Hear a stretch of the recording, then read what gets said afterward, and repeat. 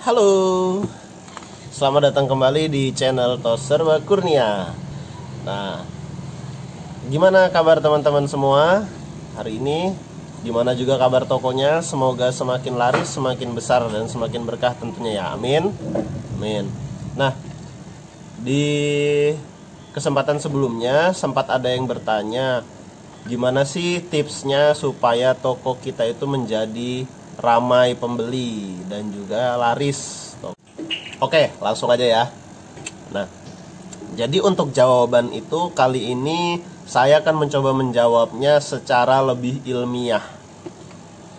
Jadi begini, di dalam dunia marketing itu kita mengenal yang namanya prinsip 5P. Prinsip 5P dalam marketing. Apa aja? Yang pertama adalah produk, kemudian yang kedua price atau harga, ketiga place, tempat, yang keempat people atau orangnya, SDM-nya, dan yang terakhir promotion. Kita akan bahas satu persatu dari yang pertama. Jadi keterkaitannya dengan toko kita itu bisa menjadi ramai dan juga laris tentu sangat berhubungan dengan yang namanya produk. Iyalah, apa yang mau dibeli kalau bukan produknya. Nah, kita harus identifikasi produk di toko kita ini apakah sudah lengkap gitu ya. Kalau memang toko kita menjual sembako, apakah sembakonya sudah lengkap gitu. Apa aja yang kita jual. Kalau kita merupakan counter pulsa, apakah barang yang kita sediakan sudah lengkap atau belum. Nah, itu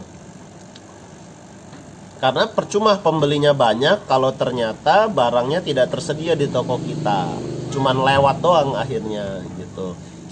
Nah, jadi secara kelengkapan produk harus kita persiapkan, dan akan lebih baik lagi kalau memang toko kita bisa menjangkau lebih luas dari apa yang sudah kita siapkan selama ini. Contoh misal kita toko sembako, tapi kita upayakan setelah sembako kita lengkap, kita juga mengupayakan barang-barang lain di luar sembako. Ya, bisa seperti pulsa, voucher, kemudian mungkin fotokopian, alat tulis. Nah, itu semakin memperlengkap produk dan pelayanan kita, sehingga orang itu sudah menujunya ke toko kita aja. Contoh gini, si A itu dia ada keperluan untuk membeli pulsa dan juga membeli gula gitu ya, misal membeli gula. Nah, dia dihadapkan dengan dua pilihan toko. Toko yang pertama itu dia hanya khusus sembako saja.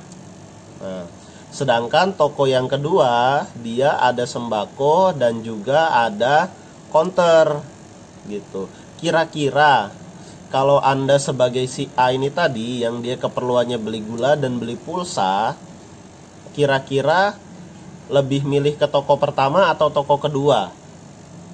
Nah, kalau saya, tentu saya akan memilih ke toko yang kedua. Kenapa? Karena kita nggak perlu dua kali balik.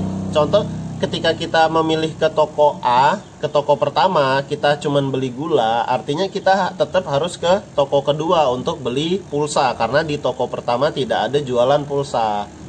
Nah, sedangkan kalau kita mau simple, kita cukup langsung ke toko yang kedua untuk membeli gula dan pulsa di satu tempat. Jadi sekalian berangkatnya, sekalian perginya, sekalian ngidupin matiin motornya, turun dari motornya sekali aja.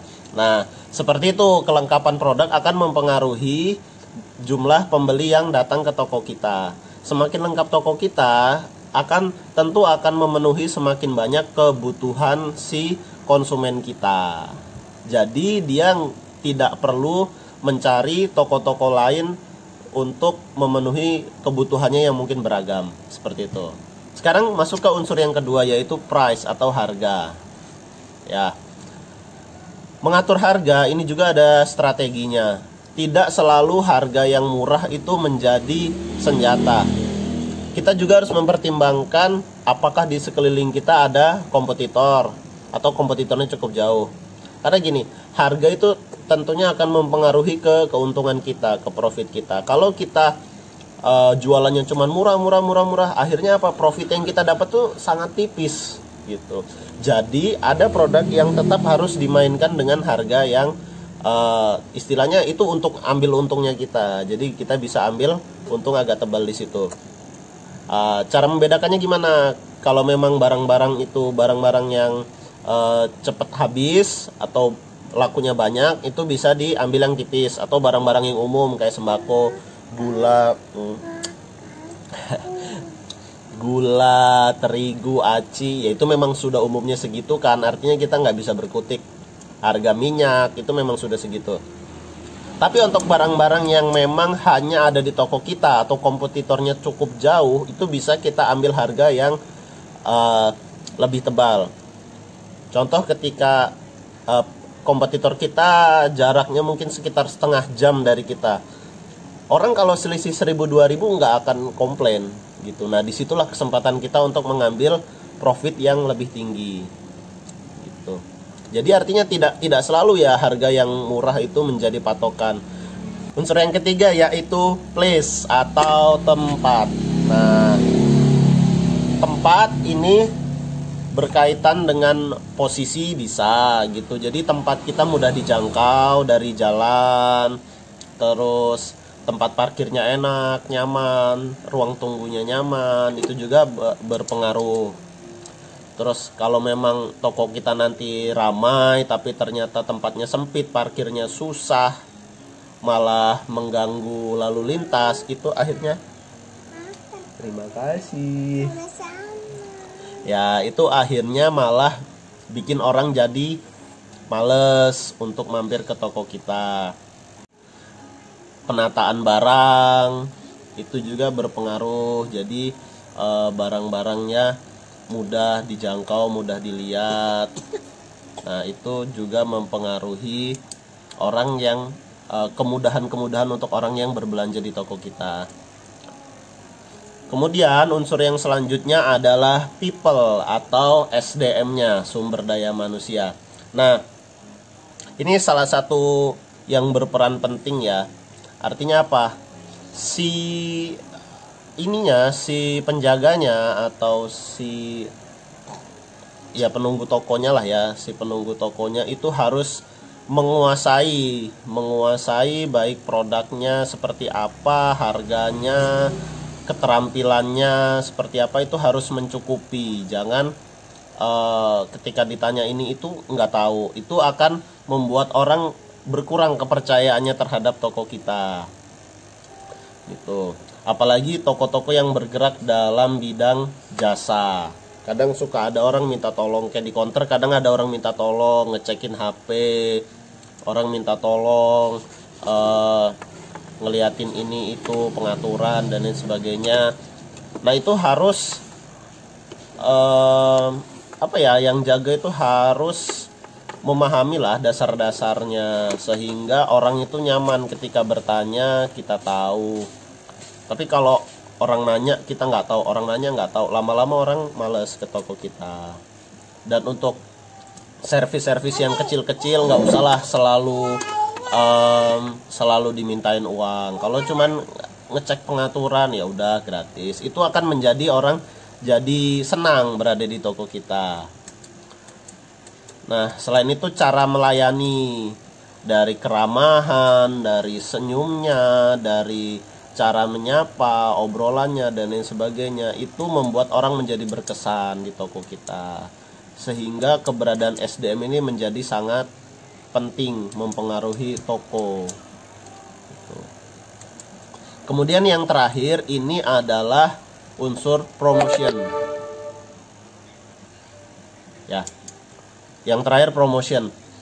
Jadi dari kesemua ini, kesemua yang sudah kita punya, produknya bagus, harganya bagus, tempatnya bagus, strategis, pelayanannya juga bagus, itu harus ditunjang dengan promosi yang maksimal gitu.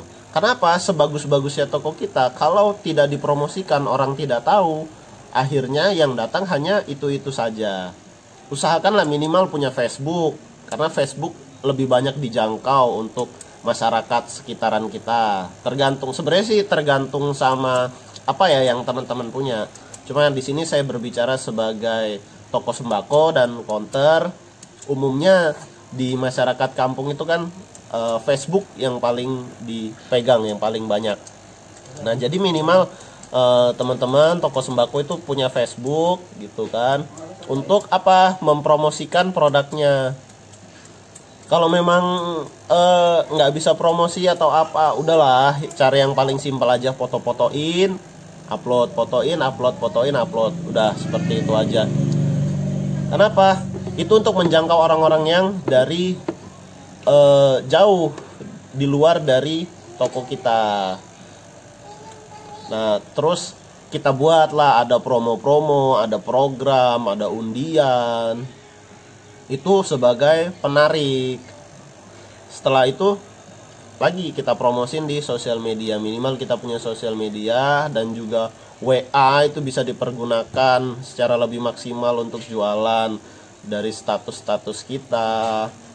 Kalau memang bisa pesan antar ya silahkan gunakan WA-nya, gunakan Facebook-nya untuk menerima layanan pesan antar. Dengan begitu informasi tentang toko kita itu bisa tersampaikan ke audiens yang lebih luas gitu. Nah, ketika ini semua sudah dijalankan dengan baik dan kita terus belajar, insya Allah toko kita akan menjadi semakin ramai dan juga laris tentunya, sehingga itu berdampak pada omset kita dan membuat toko kita semakin besar. Oke, selamat mencoba. Semoga penjelasan singkat ini bisa dipahami dengan baik dan mudah-mudahan bisa bermanfaat. Terima kasih yang sudah menyaksikan. Dadah.